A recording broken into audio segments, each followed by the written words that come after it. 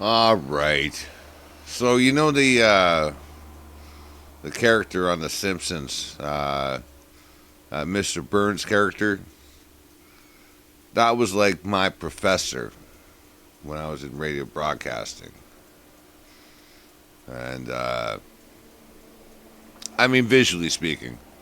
And yeah, no, seriously, when he got on the podium speaking in front of 400 people, oh, you could just imagine all the hunker down snickers that were happening down in the background because I heard them all. Yeah, everybody can hear. I'm sure that motherfucker, because the acoustics in that place were pretty fucking good. So I'm pretty sure he heard all the snickers. He knew exactly what he looked like and what he represented and how people viewed him, which is not to his detriment. I mean, actually, that's to the detriment of the people that were watching him because they're judgmental fucking pricks. I just had a laugh. It's not the same thing. Wow, it's similar, but it's not the same. You know what I mean? But I was a fucking shit student. I was a shit student in college. I walked in with an OSAP loan, and I didn't give a fuck. Just like I don't give a fuck now, actually, to be fair, but didn't give a fuck. And it's like, oh, one of them's provincial. Oh, and the other one's the other one's federal. Oh, what? Okay, whatever. As long as it's guaranteed by a bank, right? Who gives a fuck? So I went through it, and oh, I shit the bed. I shit the bed week after week after week going through college. I'm not even gonna bullshit you guys. I shit the bed week after week after week. I'm doing friggin' like music history. Uh, this is for radio broadcasting. A guy from Hamilton learning fucking music history and fucking creative writing. I mean, like, oh man, there's so many things that just didn't fucking grab my attention, right? Now, the bits that you think would grab my attention are the bits where I'm handling the actual gear, right? In the actual studio. That's what Robert J. Morris likes, right? Yeah, yeah, fucking handle that gear. Boom. Yeah, hit that button. Boom. Push that slider. Bam. Yeah, make this happen. Ooh, crossfade. Ooh. No. Fucking failed. Fucking failed. Failed my fucking board fucking exam. Yeah, absolutely. You know why? Because I spent too much fucking time in the pub. Spent too much fucking time in the pub. And not enough time in the fucking studio. Actually, all the time that I spent in the studio was actually in the studio where I broadcasted my fucking radio show. That's the only time I actually spent in the studio. I didn't learn any of the shit that needed to be learned, right? For actually conducting a proper radio station. No, I didn't. No, I just skipped straight to the radio show. Did that, and when it wasn't called for, I'd be fucking hammered, fucking falling asleep in a bus shelter somewhere. Yeah, right. That was me. All right. So, where are we going with that, right? Well, my professor, the guy that I was talking about earlier, who looks like Mr. Burns. Well,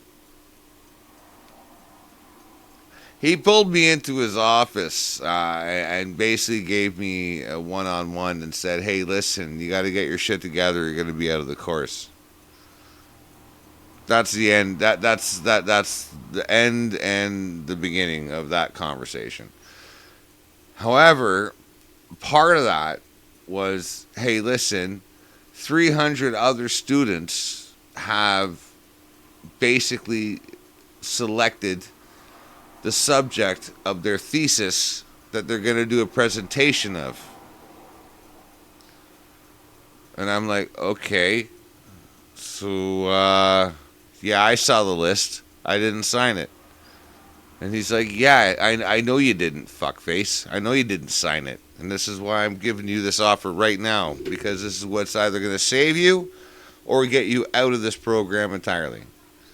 I said, okay, all right, give her. All right, what is it? Well, here. I got your name highlighted underneath the subject over there on the list. Fucking cocksucker couldn't even actually fucking tell me what it was. He's like, go and look over there. And then I'm done with you. Which I respect. I respect that completely. Actually, looking back, I'm looking back and I'm smiling because I look back at it and he says, "Oh, look at the John Labatt Corporation." Seriously, the John Labatt Corporation at the time, which was the early '90s, John Labatt's owned Skydome Productions. They owned ESPN or TSN and the fucking French equivalent, which was, I don't know, whatever the French equivalent was for that. But my point is that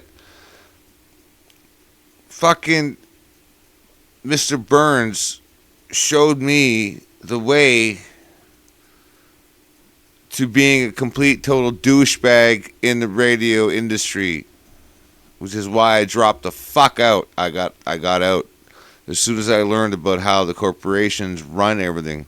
When I learned about the Associated Press,